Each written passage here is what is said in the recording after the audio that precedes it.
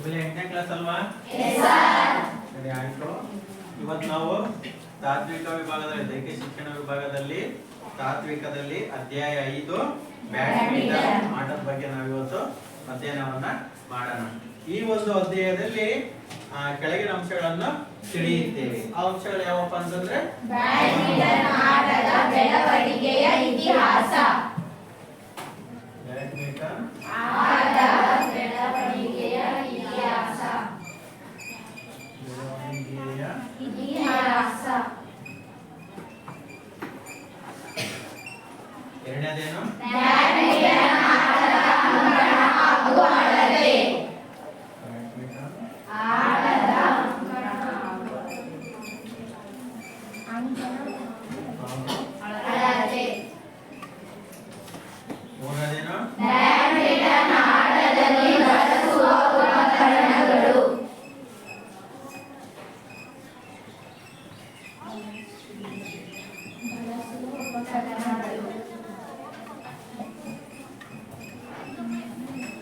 ಇನ್ನೊಂದೇನು? ಬ್ಯಾಡ್ಮಿಂಟನ್ ಆಟದ ನಿಯಮಗಳು.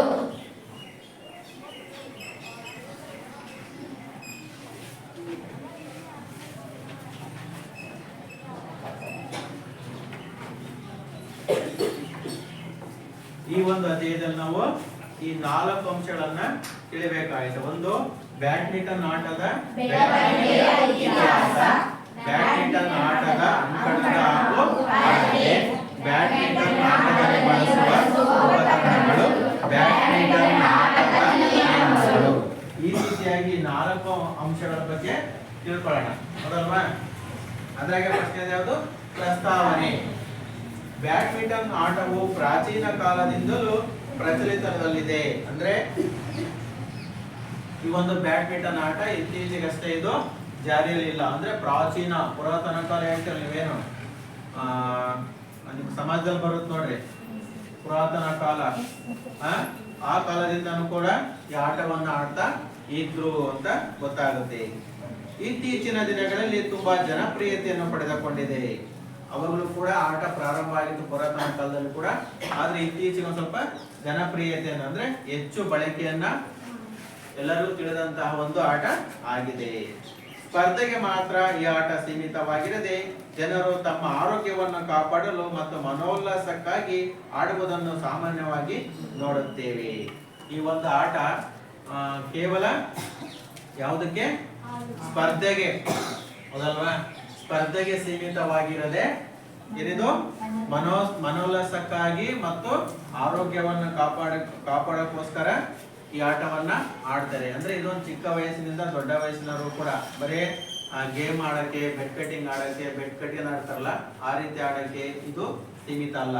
ಸಂತೋಷಕ್ಕೋಸ್ಕರ ಈ ಆಟವನ್ನ ಆಡುವಂತದ್ದು, ನಮ್ಮ ಆರೋಗ್ಯವನ್ನ ಕಾಪಾಡಿಕೊಳ್ಳಿಕ್ಕೋಸ್ಕರ ಈ ಆಟವನ್ನ ಆಡುವಂತದ್ದನ್ನು ನಾವು ನೋಡ್ತೇವೆ. ಇದು ತುಂಬಾ ಸಂತೋಷ ನೀಡುವ, ಎಲ್ಲ ವರ್ಗದ ಜನರಲ್ಲಿಯೂ ಅಭಿರುಚಿಯನ್ನು ಮೂಡಿಸುವ ಆಟವಾಗಿರುತ್ತದೆ. ಅಂದ್ರೆ ಇದು ತುಂಬಾ ಸಂತೋಷವನ್ನ ನೀಡುತ್ತದೆ. ಅಂದ್ರೆ ಎಲ್ಲ ವರ್ಗದ ಜನರಲ್ಲಿಯೂ ಕೂಡ ಅಭಿರುಚಿಯನ್ನು ಮೂಡಿಸುತ್ತದೆ. ಅಭಿರುಚಿ ಅಂತಂದ್ರೆ ಆಸೆ, ಅದಲ್ವಾ? ನಾವು ಕೂಡ ಆಡ್ಬೇಕು, ಈ ಆಟವನ್ನು ಆಡ್ಬೇಕಂತ ಒಂದು ಆಸೆಗಳನ್ನ ಮೂಡಿಸುತ್ತದೆ.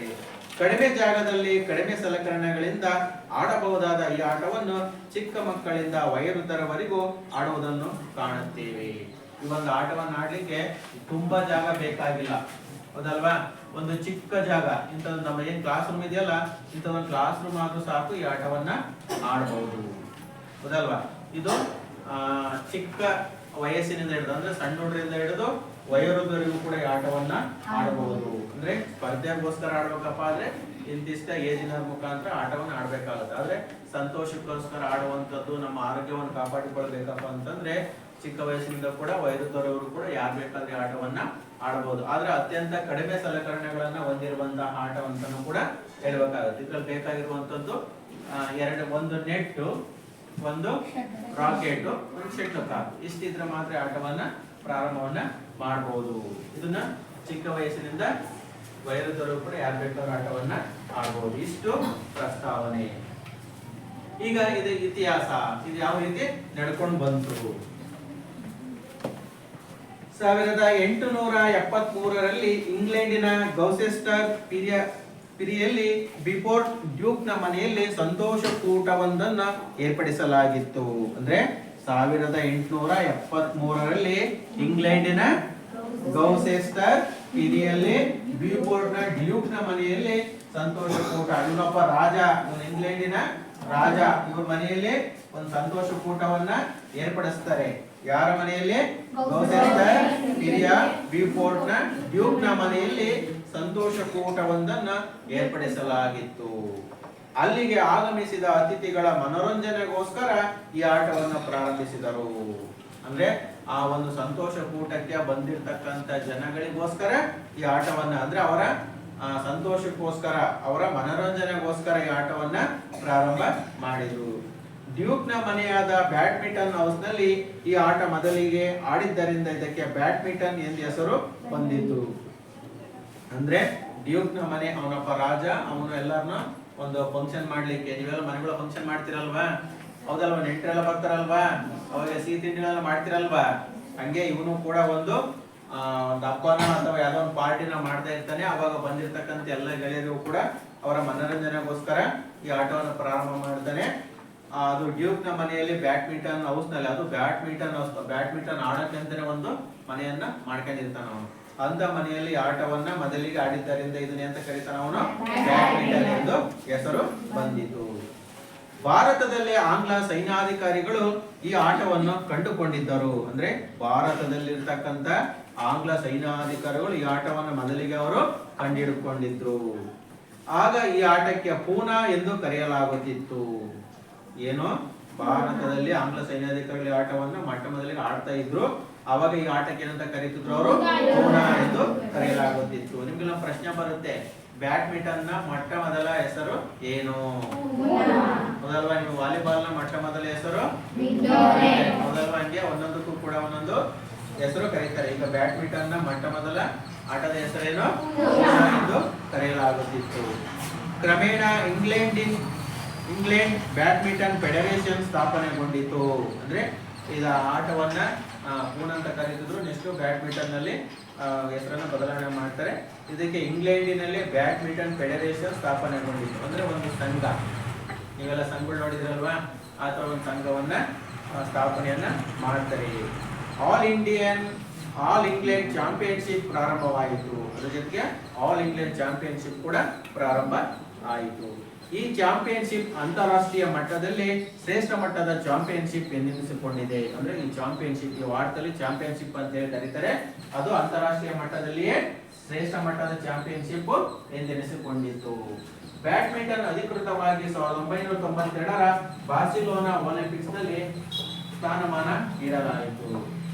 ಅಂದ್ರೆ ಈ ಬ್ಯಾಡ್ಮಿಂಟನ್ ಆಟವನ್ನು 1992 ಇಸ್ವಿಯಲ್ಲಿ ಬಾರ್ಸಿಲೋನಾದಲ್ಲಿ ನಡೆದಂತಹ ಒಲಿಂಪಿಕ್ ಕ್ರೀಡಾಕೂಟದಲ್ಲಿ ಏನಾಯಿತು?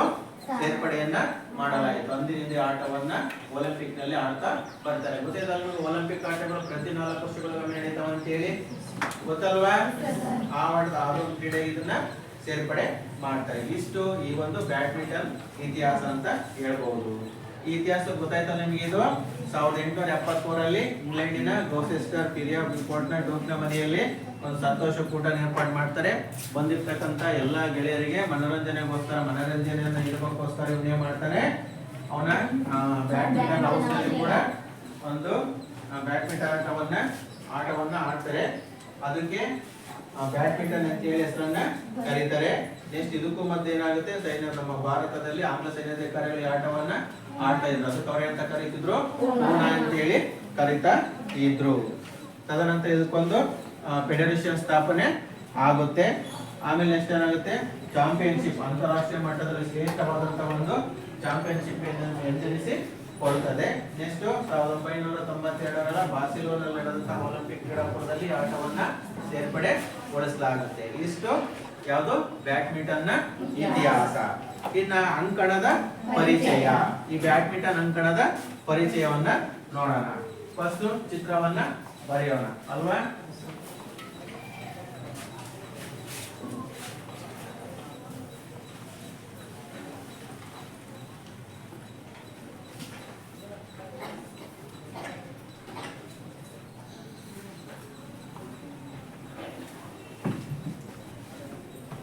ತರ ಚಿತ್ರ ಗೊತ್ತಾಯ್ತಾ?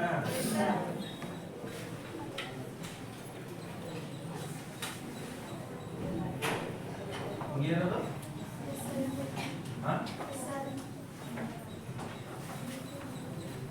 ಇದ್ದಲ್ವಾ?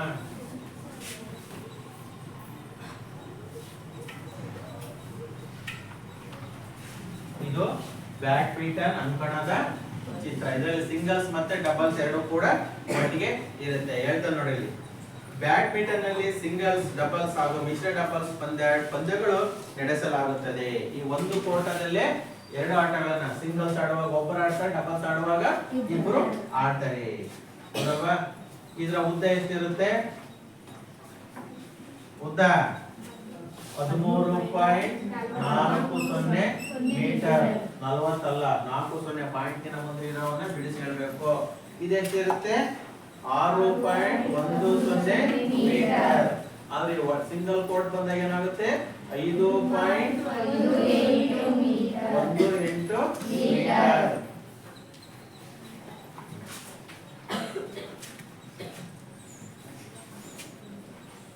ಈ ಬಾಕ್ಸ್ ಇರುತ್ತಲ್ಲ, ಬಾಕ್ಸ್ ಇದು 0.76 ಮೀಟರ್ ಇರುತ್ತೆ. ಈ ಬಾಕ್ಸ್ ಗೊತ್ತಾಯ್ತಾ? ಈ ಬಾಕ್ಸ್, ಈ ಬಾಕ್ಸ್, ಈ ಬಾಕ್ಸ್, ಈ ಬಾಕ್ಸ್ ಸೇಮ್ ಅಳತೆಯನ್ನ ಹೊಂದಿರುತ್ತೆ. ಗೊತ್ತಾಯ್ತಲ್ವಾ? ನೆಕ್ಸ್ಟ್ ಇಲ್ಲಿಂದ ಇಲ್ಲಿಗೆ ಜಾಗ ಇರುತ್ತಲ್ವಾ, ಇದು ಎಷ್ಟಿರುತ್ತೆ? 3.96 ಮೀಟರ್. ಇದು ಎಷ್ಟಿರುತ್ತೆ? 1.98 ಮೀಟರ್. ಇದು 1.98 ಮೀಟರ್. 3.96 ಮೀಟರ್. ಈ ಬಾಕ್ಸ್ ಇರುತ್ತಲ್ಲ, ಇದು ಎಷ್ಟಿರುತ್ತೆ? 0.76 ಮೀಟರ್. 0.76 ಮೀಟರ್. ಗೊತ್ತಾಯ್ತಲ್ವಾ? ಇದು ಶಟ್ಲ್ ಬ್ಯಾಡ್ಮಿಂಟನ್ ಅಂಕಣದ ಉದ್ದ 13.40 ಮೀಟರ್ ಉದ್ದ ಇರುತ್ತೆ. ಅಗಲ 6.10 ಮೀಟರ್ ಉದ್ದ. ಇದು ಡಬಲ್ಸ್ ಆಡುವಾಗ. ಅದೇ ಸಿಂಗಲ್ಸ್ ಆಡುವಾಗ ಏನಾಗುತ್ತೆ? ಉದ್ದ 13.40 ಮೀಟರ್ ಇರುತ್ತೆ. ಈಗ ಇದನ್ನೆಲ್ಲ ಗಳಿಸ್ಬಿಟ್ರೆ ಏನಾಗುತ್ತೆ? ಇದು ಸಿಂಗಲ್ ಒಳಗಡೆ ಬರುತ್ತೆ. ಅವಾಗ ಏನಾಗುತ್ತೆ? ಅಗಲ 5.18 ಮೀಟರ್ ಮಾತ್ರ ಇರುತ್ತೆ. ಇದನ್ನ ಎಡ ಆಟ ಬಲ, ಲೆಫ್ಟ್ ರೈಟ್, ಲೆಫ್ಟ್ ರೈಟ್ ಅಂತ ಹೇಳಿ ಕರೀತಾರೆ. ಇದನ್ನ ಇಂಟು ನೋಡಿದ್ರಲ್ಲ ನೀವು, ಆ ತರ ಆಟವನ್ನ ಆಡ್ಬೇಕಾಗುತ್ತೆ. ಯಾವ ತರ ಅಂತ ಹೇಳ್ತೀನಿ ನೋಡಿ. ಬ್ಯಾಡ್ಮಿಂಟನ್ ನಲ್ಲಿ ಸಿಂಗಲ್ಸ್, ಡಬಲ್ಸ್ ಹಾಗೂ ಮಿಶ್ರ ಡಬಲ್ಸ್ ಪಂದ್ಯಗಳನ್ನು ನಡೆಸಲಾಗುತ್ತದೆ. ಸಿಂಗಲ್ಸ್ ನಲ್ಲಿ ಬದಿ ರೇಖೆಯ ಒಳಗಿನ ಅಂಕಣ ಮಾತ್ರ ಅನ್ವಯ ಆಗುತ್ತದೆ. ಅಂದ್ರೆ ಸಿಂಗಲ್ಸ್ ನ ಬದಿ ರೇಖೆಯ ಒಳಗಿನ ಅಂಕಣ ಮಾತ್ರ ಅನ್ವಯ ಆಗುತ್ತದೆ. ಸಿಂಗಲ್ಸ್ ಆಡುವಾಗ ಇದಿರುತ್ತಲ್ಲ, ಇದು ಮಾತ್ರ ಅನ್ವಯ ಆಗುತ್ತೆ. ಇಷ್ಟು ಇದನ್ನೇನು ಸುಮ್ಮನೆ ಹಾಕಿರ್ತಾರೆ ಅಷ್ಟೇ ಲೈನ್ ಅನ್ನ. ಗೊತ್ತಾಯ್ತಲ್ವಾ? ಒಳಗಿನ ರೇಖೆ ಮಾತ್ರ ಅನ್ವಯ ಆಗುತ್ತೆ. ಇದು ಹೊರಗಡೆ ರೇಖೆ ಇರೋದಿಲ್ಲ. ಏನ್ ಹೇಳ್ತಾರೆ ಅವನು? ಸಿಂಗಲ್ಸ್ ನಲ್ಲಿ ಬದಿ ರೇಖೆಯ ಒಳಗಿನ ಅಂಕಣ ಮಾತ್ರ ಅನ್ವಯ ಆಗುತ್ತದೆ. ಡಬಲ್ಸ್ ನಲ್ಲಿ ಪೂರ್ತಿ ಅಂಕಣ ಅಂದ್ರೆ ಅನ್ವಯ ಆಗುತ್ತದೆ. ಡಬಲ್ಸ್ ಆಡುವಾಗ ಇಲ್ಲಿಂದ ಇತ್ತ ಹೋಯ್ತ್ರಲ್ಲ, ಇದು ಪೂರ್ತಿ ಆಟವನ್ನ ಆಡ್ತಾರೆ. ಇದು ಲಾಸ್ಟ್ ಲೈನ್, ಎಂಡಿಂಗ್ ಲೈನ್. ಇದು ಎಂಡಿಂಗ್ ಲೈನ್ ಬರುತ್ತೆ. ಗೊತ್ತಾ? ಪೂರ್ತಿ ಅಂಕಣ ಅನ್ವಯ ಆಗುತ್ತದೆ. ಡಬಲ್ಸ್ ನಲ್ಲಿ ಸರ್ವಿಸ್ ಮಾಡಿದ ಶಟಲ್ ಅಂಕಣದ ಹಿಂದಿನ ಬಾಕ್ಸ್ ನಲ್ಲಿ ಬೀಳಕೂಡದು. ಡಬಲ್ಸ್ ನಲ್ಲಿ ಏನ್ ಸರ್ವಿಸ್ ಮಾಡ್ತಾರಲ್ಲ, ಸರ್ವಿಸ್ ಏನಾಗುತ್ತೆ? ಈ ಅಂಕಣದಲ್ಲಿ ಬೀಳಂಗಿಲ್ಲ. ಈ ಕಡೆ ಮಾಡೋದು ಈ ಕಡೆ ಬೀಳಂಗಿಲ್ಲ, ಈ ಕಡೆ ಮಾಡೋದು ಈ ಕಡೆ ಬೀಳಂಗಿಲ್ಲ. ಏನ್ ಹೇಳ್ತಾನೆ ಅವನು? ಡಬಲ್ಸ್ ನಲ್ಲಿ ಸರ್ವಿಸ್ ಮಾಡಿದ ಶಟಲ್ ಅಂಕಣದ ಹಿಂದಿನ ಬಾಕ್ಸ್ ನಲ್ಲಿ ಬೀಳಕೂಡದು. ಹೌದಲ್ವಾ? ಹಿಂದಿನ ಬಾಕ್ಸ್ ಅಂತಂದ್ರೆ ಇದು, ಈ ಬಾಕ್ಸ್ ಒಳಗೆ ಬೀಳಂಗಿಲ್ಲ. ಇಲ್ಲಿ ಬೀಳಬಹುದು, ಯಾಕೆ? ಇದು ಲಾಸ್ಟ್ ಲೈನ್. ಆದ್ರೆ ಬಾಕ್ಸ್ ಒಳಗೆ ಬೀಳಂಗಿಲ್ಲ. ಆದರೆ ಸಿಂಗಲ್ಸ್ ನಲ್ಲಿ ಆಟ ನಡೆಯುವಾಗ ಸರ್ವಿಸ್ ಮಾಡಿದ ಶಟಲ್ ಹಿಂದಿನ ಬಾಕ್ಸ್ ನಲ್ಲಿ ಬಿದ್ದರೆ ಸರಿ ಎಂದು ಪರಿಗಣಿಸಲಾಗುವುದು. ಸಿಂಗಲ್ಸ್ ಆಡುವಾಗ ಈ ಬಾಕ್ಸ್ ಅಲ್ಲಿ ಬಿದ್ರೆ ಏನಾಗುತ್ತೆ? ಸರಿ. ಡಬಲ್ಸ್ ಆಡುವ ಬಿದ್ರೆ ತಪ್ಪು. ಅಂಕಣವನ್ನು ಸಮಾನವಾಗಿ ವಿಭಜಿಸಲು ಒಂದು ಮಧ್ಯ ರೇಖೆ ಇರುತ್ತದೆ. ಇದು ಸೆಂಟ್ರಲ್ ಲೈನ್ ಇರುತ್ತದೆ. ಎಷ್ಟಿರುತ್ತೆ? ಇದು ಸೆಂಟ್ರಲ್ ಲೈನ್. ಎರಡು ಕೋರ್ಟ್ ಅನ್ನು ಸಮಭಾಗವಾಗಿ ವಿಭಜನೆ ಮಾಡಲಿಕ್ಕೆ ಮಧ್ಯದ ರೇಖೆಯನ್ನ ಹಾಕಿರ್ತಾರೆ. ಹೀಗಾಗಿ ಎಡ ಬಲ ಅಂಕಣ ಎಂದು ಗುರುತಿಸಿಕೊಳ್ಳುತ್ತದೆ. ನಾನು ನಿಮಗೆ ಹೇಳಿದೆ, ಇದು ಲೆಫ್ಟ್ ಅಂಕಣ, ಎಡ ಅಂಕಣ, ಇದು ರೈಟ್ ಬಲ ಅಂಕಣ, ಈ ಕಡೆ ಇದು ಬಲ ಅಂಕಣ, ಇದು ಎಡ ಅಂಕಣ, ಇದು ಬಲ, ಇದು ಎಡ, ಇದು ಎಡ, ಇದು ಬಲ. ಹೌದಲ್ವಾ? ನಿಂತ್ರಿ. ಈಗ ನಾನು ಹಿಂಗ್ ನಿಂತಿದ್ದೆ ಅಂತಂದ್ರೆ ನಿಮಗೆ ನನಗೆ ಬಲಗೈ ಹಿಂಗ್ ಬರುತ್ತೆ ತಾನೆ, ನಿಮಗೆ ಬಲಗೈ ಯಾಕೆ ಬರುತ್ತೆ? ಉಲ್ಟಾ ಬರುತ್ತೆ ತಾನೆ. ನಾವು ಈ ಕೋಟಲ್ಲಿ ಬಲಗೈ ಇದು ಬಂತಂದ್ರೆ ಈ ಕೋಟ್ ಈ ಕಡೆ ನಾನು ಎದುರು ನಿಂತರಿಗೆ ಅದು ಆಪೋಸಿಟ್ ಬರುತ್ತೆ. ಸರಿ ಇದಲ್ವಾ? ಇಂಥ ತರ ನೋಡಿ, ಹಿಂಗೆ left to left, right right ಹೇಳ್ತಾನೆ. ಹೀಗಾಗಿ ಎಡ ಬಲ ಅಂಕಣ ಎಂದು ಗುರುತಿಸಿಕೊಳ್ಳುತ್ತದೆ. ಚಿತ್ರದಲ್ಲಿ ತೋರಿಸಿದಂತೆ ಬಲ ಸರ್ವಿಸ್ ಕ್ಷೇತ್ರ, ಎಡ ಸರ್ವಿಸ್ ಕ್ಷೇತ್ರ, ಸರ್ವಿಸ್ ರೇಖೆ, ಶಾರ್ಟ್ ಸರ್ವಿಸ್ ಕ್ಷೇತ್ರ, ಬದಿ ರೇಖೆಗಳು, ಕೊನೆ ರೇಖೆಗಳು, ಲಾಂಗ್ ಸರ್ವಿಸ್ ಕ್ಷೇತ್ರ ಆಗಿ ಕ್ರಮಬದ್ಧವಾಗಿ ಇರುತ್ತವೆ ಅಂತಲ್ವಾ? ಇದನ್ನ ಈ ಒಳಗಡೆ ನಿಂತವರು ಸರ್ವಿಸ್ ಅನ್ನ ಮಾಡಬೇಕು. ಗೊತ್ತಾಯ್ತಾ? ಈ ಕಡೆ ನಿಂತಿರುವನು ಇಲ್ಲಿಂದ ಇಲ್ಲಿ ಮಾಡ್ಬೇಕು, ಈ ಕೋಟ್ ಒಳಗೆ ಬೀಳಂಗೆ ಮಾತ್ರ ಮಾಡ್ಬೇಕು. ಅದೇನಾದ್ರು ಇದ್ರೊಳಗೆ ಬಿದ್ರೆ ತಪ್ಪು, ಇದ್ರೊಳಗೆ ಬಿದ್ರೆ ತಪ್ಪು. ಗೊತ್ತಲ್ವಾ? ಇವ್ರು ಮಾಡ್ಬೇಕಪ್ಪ ಅಂತಂದ್ರೆ ಈ ಅಂಕಣ ಬರಂಗ್ ಮಾಡ್ಬೇಕು, ಇವ್ರು ಮಾಡ್ಬೇಕಪ್ಪ ಅಂದ್ರೆ ಇಲ್ಲಿಗೆ ಬರಂಗ್ ಮಾಡ್ಬೇಕು. ಅದರ ಎಡಗಡೆನ ಎಡಗಡೆಗೆ ಮಾಡ್ಬೇಕು, ಅವನ ಆಪೋಸಿಟ್ ಬಲಗಡೆನೋ ಬಲಗಡೆಗೆ ಮಾಡ್ಬೇಕು. ಯಾರು ಕೂಡ ಇಲ್ಲೇನೋ ಲೆಫ್ಟ್ ನೇನೋ ರೈಟಿಗೆ ನೇರೋ ಮಾಡಂಗಿಲ್ಲ, ಇವನು ಹಿಂಗ್ ಮಾಡಂಗಿಲ್ಲ, ಇದು ತಪ್ಪು. ಹೌದಲ್ವಾ? ಅದನ್ನ ಹ್ಯಾಂಡ್ ಕಟ್ ಅಂತೇಳಿ ಕರೀತಾರೆ. ನೆಕ್ಸ್ಟ್ ಇನ್ನೊಬ್ಬ ಸರ್ವಿಸ್ ಇರುತ್ತಲ್ಲ ಅವನಿಗೆ ಕೊಡ್ತಾರೆ. ಕೇಳಿಸ್ಕೊಳ್ರಿ. ಎಡ ಬಲ ಅಂಕಣ ಎಂದು ಗುರುತಿಸಿಕೊಳ್ಳುತ್ತದೆ. ಚಿತ್ರದಲ್ಲಿ ತೋರಿಸಿದಂತೆ ಬಲ ಸರ್ವಿಸ್ ಕ್ಷೇತ್ರ, ಎಡ ಸರ್ವಿಸ್ ಕ್ಷೇತ್ರ, ಸರ್ವಿಸ್ ರೇಖೆ, ಶಾರ್ಟ್ ಸರ್ವಿಸ್ ಕ್ಷೇತ್ರ, ಬದಿ ರೇಖೆಗಳು, ಕೊನೆ ರೇಖೆಗಳು, ಲಾಂಗ್ ಸರ್ವಿಸ್ ಕ್ಷೇತ್ರ ಹೀಗೆ ಕ್ರಮಬದ್ಧವಾಗಿ ಇರುತ್ತದೆ. ಅಂಕಣದ 4 ಮೂಲೆಗಳಲ್ಲಿ ಬಾಕ್ಸ್ ಗಳನ್ನು ನಾವು ಕಾಣಬಹುದು. ಅಂಕಣದ 4 ಮೂಲೆ ಅಂದ್ರೆ ಇದೆ. 1 ಬಾಕ್ಸ್, 2 ಬಾಕ್ಸ್, 3 ಬಾಕ್ಸ್, 4 ಬಾಕ್ಸ್. ಈ 4 ಬಾಕ್ಸ್ ಗಳನ್ನು ನಾವು ಅಂಕಣದಲ್ಲಿ ಕಾಣ್ತೇವೆ.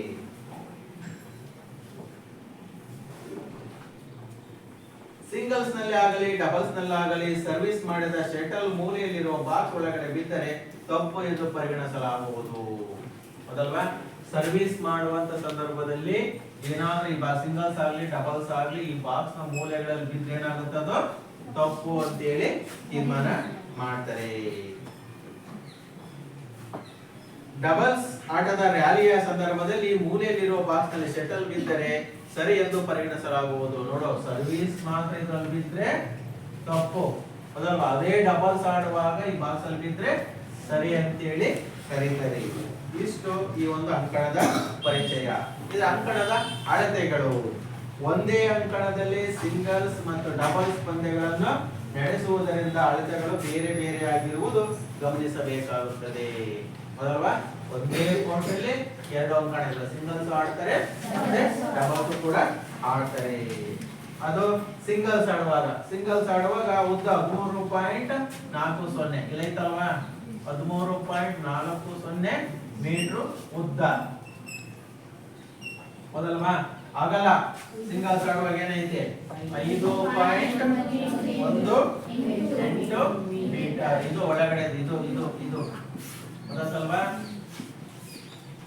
ಇಷ್ಟೇ ಸಿಂಗಲ್ಸ್ ಆಡುವಾಗ ಇಷ್ಟೇ ಬರುತ್ತೆ ನೋಡ್ರಿ, ಒಳಗಡೆ ಮಾತ್ರ. ಗೊತ್ತಾಯ್ತಲ್ವಾ? ಇದು ಸಿಂಗಲ್ಸ್ ಅದೆಷ್ಟು ಬರುತ್ತೆ? ಆಗಲ್ಲ. 5.1 ಮೀಟರ್. ಇದು ಸಿಂಗಲ್ಸ್ ಆಡುವಾಗ. ಅದೇ ಡಬಲ್ಸ್ ಆಡುವಾಗ ಉದ್ದ 13.40 ಮೀಟರ್. ಸೇಮ್ ಸಿಂಗಲ್ಸ್ ಡಬಲ್ಸ್ ಉದ್ದ ಸೇಮ್ ಇರುತ್ತೆ. ಅದ್ರ ಅಗಲದಲ್ಲಿ ಮಾತ್ರ ಬೇರೆ ಬೇರೆ ಆಗುತ್ತೆ. ಅಗಲ ಎಷ್ಟು ಬರುತ್ತೆ? 6.10 ಮೀಟರ್ ಅಗಲ ಇರುತ್ತೆ. ಇದು ಅಂಕಣದ ಉದ್ದ ಮತ್ತು ಅಗಲದ ಬಗ್ಗೆ ತಿಳ್ಕೊಂಡ್ವಿ. ಏನ್ ಹೇಳ್ತಾರೆ? ಕಂಬದಿಂದ ಶಾರ್ಟ್ ಸರ್ವಿಸ್ ರೇಖೆವರೆಗೆ ಇರುವ ಅಂತರ 1.98 ಮೀಟರ್. ಅಂದ್ರೆ ಕಂಬದ ಇದು ಕಂಬ ತಾನೆ, ಇದು ಕಂಬ ಹಾಕಿರ್ತಾನೆ, ಇನ್ನ ಸೆಂಟ್ರಲ್ ಲೈನ್ ಅಂತ ಕರೀತಾನೆ. ಸೆಂಟ್ರಲ್ ಲೈನ್ ಇಂದ ಏನ್ ಹೇಳ್ತಾನೆ ಅವನು? ಕಂಬದಿಂದ ಶಾರ್ಟ್ ಸರ್ವಿಸ್ ರೇಖೆ, ಇದನ್ನ ಶಾರ್ಟ್ ಸರ್ವಿಸ್ ರೇಖೆ ಮೇಲೆ ಎಷ್ಟು ದೂರ ಐತೆ? 1.98 ಮೀಟರ್. ಎಡಗಡೆಗೂ ಮತ್ತು ಬಲಗಡೆಗೂ ಸೇಮ್ ಇರುತ್ತದೆ. ಇನ್ನ ಹಿಂದಿನ ಬಾಕ್ಸ್ 0.76 ಮೀಟರ್. ಹಿಂದಿನ ಬಾಕ್ಸ್ ಇದು ಎಷ್ಟಿರುತ್ತೆ? 0.76 ಮೀಟರ್. ಇದು ಕೂಡ 76 ಮೀಟರ್ ಅನ್ನು ಹೊಂದಿರುತ್ತದೆ. ಅಂಕಣದ ಪಕ್ಕದ ಬಾಕ್ಸ್ 0.46 ಮೀಟರ್. ಈ ಬಾಕ್ಸ್ ಇದೆಯಲ್ಲ, ಇದು ಹಿಂಗ್ ಉದ್ದ ಆಯ್ತು, ಹಿಂಗ ಅಗಲ ಬರುತ್ತಲ್ಲ, ಇದು ಹಿಂಗಿಂದ ಉದ್ದ ಆಯ್ತು, ಎಷ್ಟಾಯ್ತು 0.76 ಮೀಟರ್ ಆಯ್ತು. ಈ ಬಾಕ್ಸ್ ಹಿಂಗಿಂಗ್ ಬರ್ಬೇಕಲ್ಲ, ಹಿಂಗಿಂಗ್ ಎಷ್ಟು ಬರುತ್ತೆ 0.46 ಮೀಟರ್ನಷ್ಟು ಹೊಂದಿರುತ್ತದೆ. ಇಷ್ಟು ಅಂಕಣದ ಪರಿಚಯ. ನೆಕ್ಸ್ಟ್ ಏನು, ಉಪಕರಣಗಳ ಪರಿಚಯ. ಉಪಕರಣ ಅಂತಂದ್ರೆ ಈ ವಾಟ್ಸಲ್ ಬರುವಂತದ್ದು ಯಾವುದು, ರಾಕೆಟ್ ಹೌದಲ್ವಾ. ಇದನ್ನ ರಾಕೆಟ್ ಅಂತ ಹೇಳಿ ಕರೀತಾರೆ. ನೀವು ಶೆಟ್ಲ್ ಬ್ಯಾಟ್ ಅಂತ ಹೇಳ್ತಿರಲ್ಲ, ಇನ್ನ ಬಾಲ್ ಬ್ಯಾಡ್ಮಿಂಟನ್ ಬೇರೆ, ಶೆಟ್ಲ್ ಬ್ಯಾಡ್ಮಿಂಟನ್ ಬೇರೆ. ಶೆಟ್ಲ್ ಆಡುವಂತದ್ದಕ್ಕೆ ಇದನ್ನ ಬಳಕೆ ಮಾಡ್ತಾರೆ. ಇದು ನೋಡಿದ್ರಲ್ಲ ಎಲ್ಲರೂ, ಆಡಿದೀರಾ? ಯಾರು ಗೊತ್ತಿದ್ದೀರ ಇದನ್ನ? ಆಡಕ್ ಬರುತ್ತಾ? ಹೆಂಗ್ ಆಡ್ತಾವ ಅಂತ ಗೊತ್ತೈತಾ? ಸರಿ, ಈಗ ಇದ್ರ ಬಗ್ಗೆ ನಾವು ತಿಳ್ಕೊಳ್ಳೋಣ ಹೌದಲ್ವಾ. ಈ ಅಂಕಣದ ಬಗ್ಗೆ ತಿಳ್ಕೊಂಡಿದೀವಿ, ಅಂಶಗಳ ಬಗ್ಗೆ ತಿಳ್ಕೊಂಡಿದೀವಿ, ಇತಿಹಾಸ ತಿಳ್ಕೊಂಡ್ವಲ್ವಾ?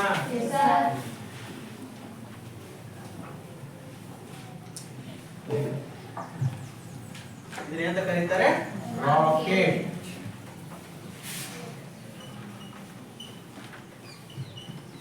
ಇದನ್ನ ರಾಕೆಟ್ ಅಥವಾ ರ್ಯಾಕೆಟ್ ಅಂತ ಹೇಳಿ ಕೂಡ ಕರೀತಾರೆ. ಇದನ್ನ ಪರಿಚಯ ಮಾಡ್ಕೊಂಡು ಯಾವ ತರ, ಬ್ಯಾಡ್ಮಿಂಟನ್ ಅಲ್ಲಿ ಬಳಸುವ ರ್ಯಾಕೆಟ್ ನ ತಲೆಯ ಭಾಗ ಅಂಡಾಕೃತಿಯಲ್ಲಿದ್ದು ತಂತಿಯಿಂದ ಗಟ್ಟಿಯಾಗಿ ಎಳೆಯಲ್ಪಟ್ಟಿರುತ್ತದೆ. ಅಂಡಾಕೃತಿ, ಕೋಳಿ ಮೊಟ್ಟೆ ಆಕಾರದಲ್ಲಿ ಇತ್ತಲ್ಲ ಇದು, ನೋಡಿದೀರಾ?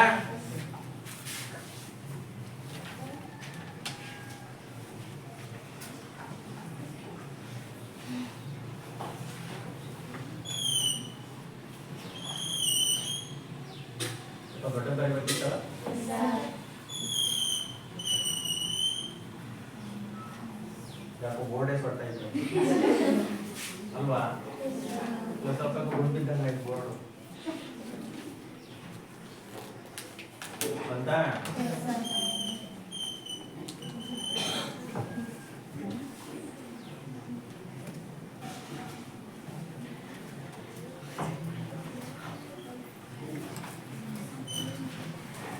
ರೈಟ್ ಅಲ್ವಾ?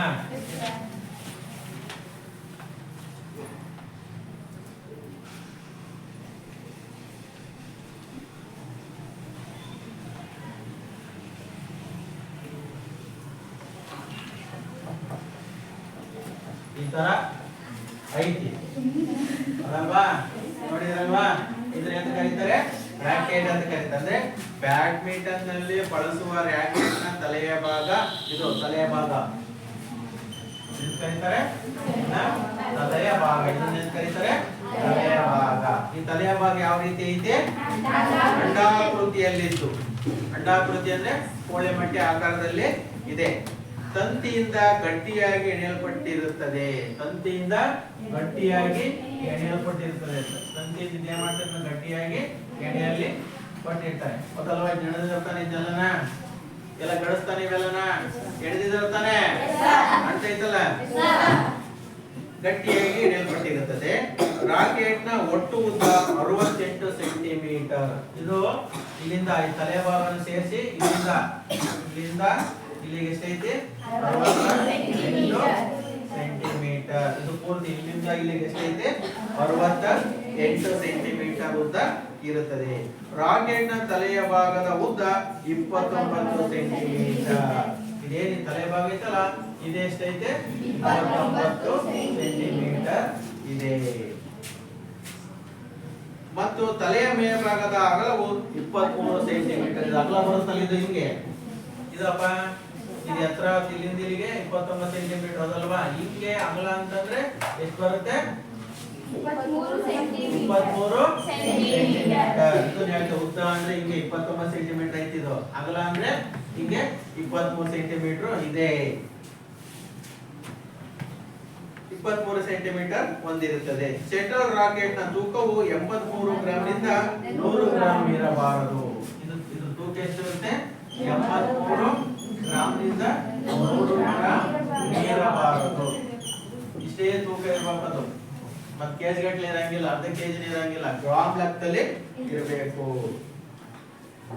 ರಾಕೆಟ್ ಅನ್ನು ಸ್ಟೀಲ್, ಅಲ್ಯೂಮಿನಿಯಂ, ಸೆರಾಮಿಕ್, ಬೋರನ್ಗಳಿಂದ ಸಂಯೋಜನೆ ಮಾಡಲ್ಪಟ್ಟಿರುತ್ತದೆ. ಯಾವುದರಿಂದ, ಸ್ಟೀಲು, ಅಲ್ಯೂಮಿನಿಯಂ, ಸೆರಾಮಿಕ್, ಬೋರನ್ಗಳಿಂದ ಈ ಒಂದು ಮಾಡಿರ್ತಾರೆ ಇದನ್ನ. ಯಾಕಪ್ಪ ಅಂತ ವಸ್ತುಗಳು ಮಾಡಿರ್ತಾರೆ ನಾವು ಎಲ್ಲವೂ ಕೂಡ ಹಗುರವಾದಂತ ವಸ್ತುಗಳು. ಇದು ನೋಡು ಅಲ್ಯೂಮಿನಿಯಂ ಇಂದ ಮಾಡಿರುವಂತದ್ದು ಅದಲ್ವಾ. ಇದು ನೋಡ್ರಿ ನಮ್ ಕೈ ಹಿಡ್ಕೊಂಡ್ರೆ ಗೊತ್ತೇ ಹೇಳ. ನಾವು ನಿಮಗೆ ಕೋಲ್ ತರ್ತೀವಲ್ಲ, ಕೋಲ್ಗಿನ ಹಗುರ ಐತಿ ಅದಲ್ವಾ. ಯಾಕೆಂದ್ರೆ ಹೇಳು, ಪ್ರತಿ ಸಾರಿ ಕೈಯಲ್ಲಿ ಆಟ ಆಡ್ಬೇಕಾಗಿರೋದ್ರಿಂದ ಲೈಟ್ ವೇಟ್ ಇದೆ. ಯಾಕೆಂದ್ರೆ ಕೈ ಹಿಂಗೆ ಎತ್ತಿರ್ಬೇಕಲ್ಲ ಹೌದಲ್ವಾ. ಎತ್ತಿರೋದ್ರಿಂದ ಕೈಗೆ ನೋವಾಗಬಾರ್ದು ಅನ್ನೋ ದೃಷ್ಟಿಯಿಂದ ಏನ್ ಮಾಡ್ತಾರೆ, ಇದನ್ನ ಬಹಳ ಅತ್ಯಂತ ಹಗುರವಾದಂತ ವಸ್ತುಗಳಿಂದ ಮಾಡ್ತಾರೆ. ಅತ್ಯಂತ ಹಗುರವಾದ ವಸ್ತುಗಳು ಯಾವಪ್ಪ ಅಂತಂದ್ರೆ ಸ್ಟೀಲು, ಅಲ್ಯೂಮಿನಿಯಂ, ಸೆರಾಮಿಕ್, ಬೋರಾನ್ಗಳು. ಸ್ಟೀಲ್ ನೋಡಿದಿರಲ್ವಾ, ಸ್ಟೀಲ್ ಮನೆಗಳೆಲ್ಲ ಪಾತ್ರೆ ಬಳಸ್ತಿರಲ್ಲ, ಅದು ಲೈಟ್ ವೇಟ್ ಇರುತ್ತೆ. ಅಲ್ಯೂಮಿನಿಯಂ ನೋಡಿದಿರಾ, ಈ ಮನೆಗಳಿಗೆಲ್ಲ ಕಿಟಕಿ ಹಾಕ್ತಾರಲ್ಲಪ್ಪ, ಸ್ಲೈಡಿಂಗ್ ಕಿಟಕಿಗಳು, ಆಫೀಸ್ಗಳ ಗ್ಲಾಸ್ ಟೈಪ್ ಎಲ್ಲ ಹಾಕಿರ್ತಾರಲ್ಲ, ಅದು ಸುತ್ತಲೂ ಪಟ್ಟಿ ಕಟ್ಟಿರ್ತಾರಲ್ಲ, ಹಿಂಗೆ ಬಿಳಿದು ಕಲರ್ ಪಟ್ಟಿ. ಮನೆಗಳ ಕಿಟಕಿಗಳು ಬಂದ ನೋಡಿದ್ರಿ, ಹಿಂಗ ಸೊಫಾಗಳನ್ನ ಬಂದ ನೋಡಿದೀರಾ, ಆಫೀಸ್ಗಳ ಸುತ್ತಲೂ ಹಿಂಗ್ ಮರದಾಗ ಬಂದು ಪಟ್ಟಿ ಹೆಂಗ್ ಹಾಕ್ಬಿಟ್ಟಾರಲ್ಲ, ಗ್ಲಾಸ್ ಹಾಕ್ತಾರೆ ನೋಡಿದೀರಾ, ಅಲ್ಯೂಮಿನಿಯಂ ಅಂತ ಕರೀತಾರೆ. ಇನ್ನ ಸೆರಾಮಿಕ್, ಬೋರಾನ್ಗಳು ಅಂತಂದ್ರೆ ವಿಶೇಷವಾಗಿ ಹೆಲಿಕಾಪ್ಟರ್ ಫ್ಲೈಟ್ಗಳೆಲ್ಲ ಮಾಡ್ತಾರೆ ನೋಡಿದೀರಾ, ವಿಮಾನಗಳೆಲ್ಲ ಮಾಡ್ತಾರೆ ನೋಡಿದೀರಾ, ಅಂತದ್ರಲ್ಲಿ ಬಳಕೆ ಮಾಡುವಂತದ್ದು. ಅವೆಲ್ಲ ಬಾರು ಕಬ್ಬಣದಲ್ಲಿ ಯಾವನ್ನು ಕೂಡ ಮಾಡೋದಿಲ್ಲ. ಕಬ್ಬಣದಲ್ಲಿ ಮಾಡಿದ್ರೆ ಏನಾಗುತ್ತೆ, ತುಂಬಾ ತೂಕ ಇರುತ್ತೆ, ಅದು ಮೇಲೆಗಾಡ್ಲಿಕ್ಕೆ ಆಗೋದಿಲ್ಲ. ಹಾಗಾಗಿ ಇದನ್ನು ಕೂಡ ಬಹಳ ಅತ್ಯಂತ ಹಗುರವಾದ ವಸ್ತುಗಳನ್ನ ಮಾಡ್ತಾರೆ. ಈಗ ಗೊತ್ತಾಗ್ತಲ್ಲ, ರಾಕೆಟ್ ಇದ್ರ ಒಟ್ಟು ಉದ್ದ ಎಷ್ಟು ಎಷ್ಟೈತೆ? ಈ ಇದೇನು ಅಂಡಾಕೃತಿಯಲ್ಲಿ ಐತಲ್ಲ, ಇದು ತಲೆಯ ಭಾಗ ಇಲ್ಲಿಂದ ಇಲ್ಲಿಗೆ ಎಷ್ಟೈತೆ? ಇಲ್ಲಿಂದ ಇಲ್ಲಿಗೆ ಅಗಲ ಎಷ್ಟೈತೆ? ಎಲ್ಲದನ್ನು ಸೇರಿಸ್ಬಿಟ್ಟು ಏನಾಗುತ್ತೆ, 68 ಸೆಂಟಿಮೀಟರ್ ಉದ್ದ ಇರುತ್ತೆ. ಇದ್ರ ತೂಕ ಎಷ್ಟಿರುತ್ತೆ? 83 ಗ್ರಾಮಿಂದ 100 ಗ್ರಾಮ್ ಅಷ್ಟೊಳಗಡೆ ಇದ್ರ ತೂಕ ಇರುವಂತದ್ದು. 80 ಮೇಲೆ 100 ಒಳಗಡೆ ಈ ರಾಕೆಟ್ ನ ತೂಕ ಇರಬೇಕಾಗುತ್ತೆ. ಇಷ್ಟು ರಾಕೆಟ್ ನ ಪರಿಚಯ. ಇನ್ನು ಬರುವಂತದ್ದು ಯಾರು ಬಳಸುವಂತದ್ದು ಶಟಲ್.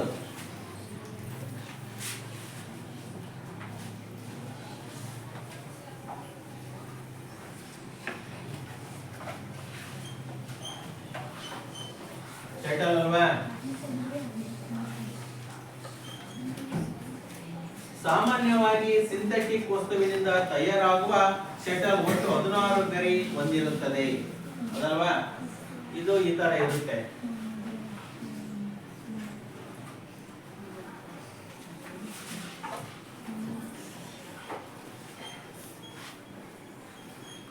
ಈ ತರ ಗರಿಗಳನ್ನದು ಹೊಂದಿರುತ್ತೆ.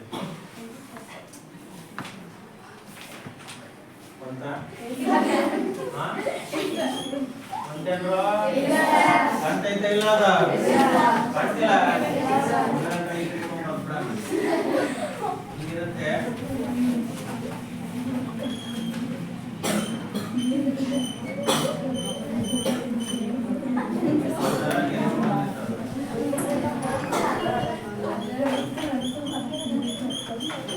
ನೋಡಿದ್ರಲ್ವಾ, ಇದು ಶೆಟ್ಲಕಾಕ್ ಕಾಣ್ತೈತಾನೆ, ಪುಸ್ತಕ ಕಾಣ್ತೈತಾನೆ ಶೆಟ್ಲಕಾಕ್. ಇದನ್ನ ಬೇಸ್ ಭಾಗ ಅಂತ ಕರೀತಾರೆ. ಏನಂತ ಹೇಳ್ತಾರೆ? ಬೇಸ್ ಅಂದ್ರೆ ತಳಭಾಗ. ಬೇಸ್ ಅಂದ್ರೆ ಏನು? ತುದಿಯ ಭಾಗ ಆಗಿರುತ್ತೆ. ಇದೇನಂತಾರೆ, ಸಾಮಾನ್ಯವಾಗಿ ಸಿಂಥೆಟಿಕ್ ವಸ್ತುವಿನಿಂದ ತಯಾರಾಗುವ ಶಟಲ್ ಒಟ್ಟು 16 ಗರಿಗಳಿಂದ ಹೊಂದಿರುತ್ತದೆ. ಗರಿಗಳಿಂದ ನೋಡಿದ್ದೀರಾ, ಕೋಳಿ ಪುಕ್ಕ ಅಂತ ಕರಿತಿರಲ್ಲ, ಕೋಳಿ ಪುಕ್ಕ ಅಲ್ಲ, ಸಿಂಥೆಟಿಕ್ ಅಲ್ಲಿ ಮಾಡಿರುವಂತವು ಆ ತರ ಕೊಟ್ಟಿರ್ತಾರೆ ಹೌದಲ್ವಾ. ಅವು ಎಷ್ಟಿರ್ತವೆ? 16 ಗರಿಗಳು ಇರುತ್ತೆ. ನೀವು ಪ್ರಶ್ನೆ ಕೇಳಬಹುದು, ಶಟಲ್ ಕಾಕ್ ನಲ್ಲಿ ಒಟ್ಟು ಗರಿಗಳ ಸಂಖ್ಯೆ 16 ಅಂತ ಹೇಳ್ಬೇಕಾಗುತ್ತದೆ. ಗರಿಗಳ ತಲೆಯ ಭಾಗದಿಂದ ಕಾಕ್ ಬೇಸ್ ನವರೆಗೆ 62 ಮಿಲಿಮೀಟರ್ ನಿಂದ 70 ಮಿಲಿಮೀಟರ್ ಅಳತೆ ಇರುತ್ತದೆ. ಮಿಲಿಮೀಟರ್ ಸೆಂಟಿಮೀಟರ್ ಅಲ್ಲ, ಮಿಲಿಮೀಟರ್ ಮೀಟರ್ಗಿನ ಕಡಿಮೆ. ಇಲ್ಲಿ ಎತ್ತರ ಎಷ್ಟಿರುತ್ತೆ? ಈ ಭಾಗದಿಂದ ಈ ಭಾಗ ಗರಿಯ ತುದಿಯ ಭಾಗದಿಂದ ಬೇಸ್ ಭಾಗದವರೆಗೆ ಎಷ್ಟಿರುತ್ತೆ?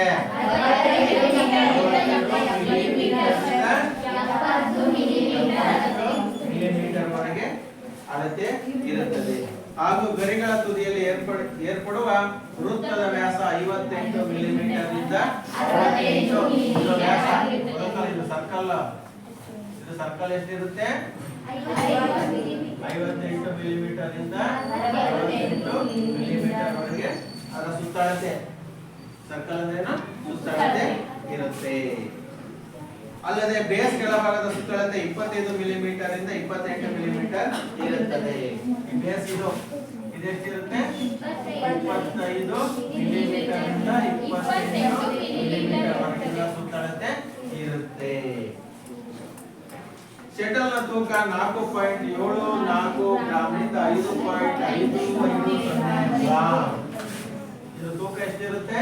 4.74 ಗ್ರಾಮ್ ಇಂದ 5.550 ಗ್ರಾಮ್. ಬಂಗಾರ ತೂಕ ಮಾಡ್ತಾ ನೋಡಿದೀರಾ? Yes sir. ಬಂಗಾರ ತೂಗ್ತಾರಲ್ಲಪ್ಪ, Yes sir. 1 gram 2 gram 3 gram ಕರೀತಾರಲ್ಲ, Yes sir.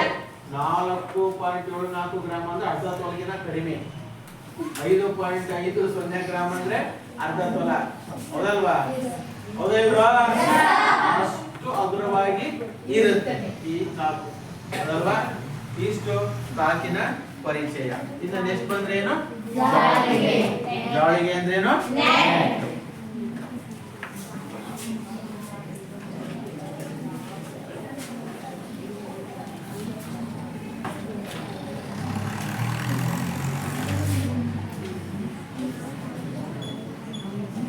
ಜಾಳಿಗೆ ಅಲ್ವಾ? Yes sir. ಈ ಜಾಳಿಗೆ ಯಾವ ತರ ಇರುತ್ತೆ ನೋಡೋಣ.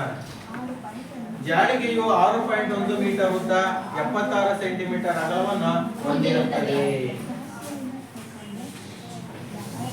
ಈ ತರ ಇರುತ್ತೆ ಇದು. ಇದರೊಳಗೆಲ್ಲ ಮನೆ ಇರ್ತಾರೆ, ಚೌಕಾಕಾರವಾಗಿರ್ತಾರೆ. ಗೊತ್ತಾ? ನೋಡಿದ್ರಲ್ಲ? Yes sir.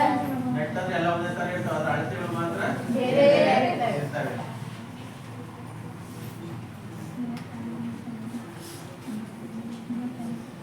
ಇದೇನಿದು? ಇದೇನಿದು?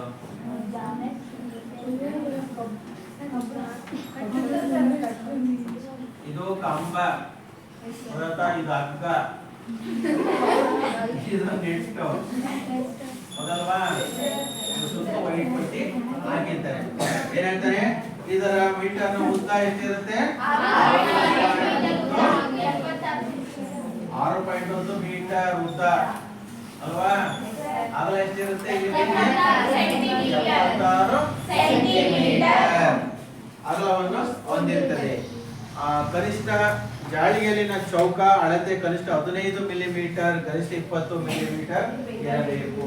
ಇಲ್ಲಿ ನೋಡಿ, ಒಳಗೆ ಬಾಕ್ಸ್ ಹಾಕಿರ್ತಾರೆ ನೋಡಿದ್ರೆ, ಹಿಂಗ್ ಬಾಕ್ಸ್ ಇರ್ತಾವಲ್ಲ, ಇವೆಷ್ಟಿರ್ತವೆ?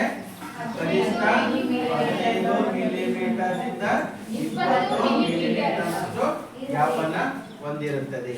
ಜಾಳಿಗೆಯ ಮೇಲಂಚು ಬಿಳಿಯ ಬಣ್ಣದಿಂದ ಕೂಡಿದ್ದು 7.5 ಸೆಂಟಿಮೀಟರ್ ಅಗಲವನ್ನು ಹೊಂದಿರುತ್ತದೆ. ನಾನು ಹೇಳಿದೆ, ಇದು ಸುತ್ತು ಬಿಳಿ ಪಟ್ಟಿಯನ್ನು ಹಾಕಿರ್ತಾರೆ ನೋಡಿದ್ರಾ?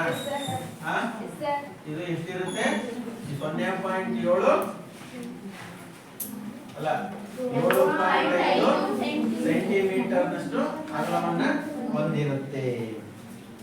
ಜಾಳಿಗೆಯ ಮೇಲೆಂಚಿನಿಂದ ಆಯ್ದ ಉತ್ತಮ ದರ್ಜೆಯ ದಾರವನ್ನು 2 ಕಂಬಗಳಿಗೆ ಬಿಗಿಯಾಗಿ ಕಟ್ಟಲಾಗಿರುತ್ತದೆ. ಅದರೊಳಗಡೆ ಹಾಸಿ ದಾರವನ್ನ ಏರಿಸಿರ್ತಾರೆ. ಉತ್ತಮವಾದಂತಹ ದಾರವನ್ನ ಇದರೊಳಗಡೆ ನೋಡಿದ್ರಲ್ಲ, ಅದರೊಳಗೆ ದಾರ ಇರುತ್ತೆ, ಅದನ್ನ 2 ಕಂಬಗಳಿಗೆ ಕಟ್ಟಲಿಕ್ಕೆ ಬಳಕೆಯನ್ನ ಮಾಡಿಕೊಳ್ತಾರೆ. ಈ ರೀತಿ ಕಟ್ಟಲಾದ ಜಾಳಿಗೆಯ ಅಂಕಣದ ಮಧ್ಯಭಾಗದಲ್ಲಿ ನೆಲದಿಂದ 1.52 ಮೀಟರ್ ಎತ್ತರವಿರುತ್ತದೆ. ಅಂದ್ರೆ ಇಲ್ಲಿ ನೆಟ್ಟಿನ ಎತ್ತರ ಎಷ್ಟು ಬರುತ್ತೆ? 1.52 ಮೀಟರ್ ಹೇಳ್ತಾರೆ. ಬಿಗಿಯಾಗಿ ಕಟ್ಟಲ್ಪಟ್ಟಿರುತ್ತದೆ. ಈ ರೀತಿ ಕಟ್ಟಲಾದ ಜಾಳಿಗೆಯು ಮಧ್ಯಭಾಗದಲ್ಲಿ ನೆಲದಿಂದ 1.52 ಮೀಟರ್ ಎತ್ತರವಿರುತ್ತದೆ ಹಾಗೂ ಕಂಬಗಳ ಹತ್ತಿರ ಜಾಳಿಗೆಯ ನೆಲದಿಂದ 1.5 ಮೀಟರ್ ಎತ್ತರ ಇರುತ್ತದೆ. ಇಷ್ಟು ಜಾಳಿಗೆ ಬಗ್ಗೆ. ಇನ್ನ ಕಂಬಗಳು, ಅಂಕಣದ ಎಡಬದಿ ರೇಖೆಗಳಿಗೆ ತಾಗುವಂತೆ ಹೊರಭಾಗದಲ್ಲಿ ಕಂಬಗಳನ್ನ ಇರಿಸಲಾಗುವುದು. ಈ ಕಂಬಗಳ ಎತ್ತರ 1.55 ಮೀಟರ್ ಆಗಿರುತ್ತದೆ.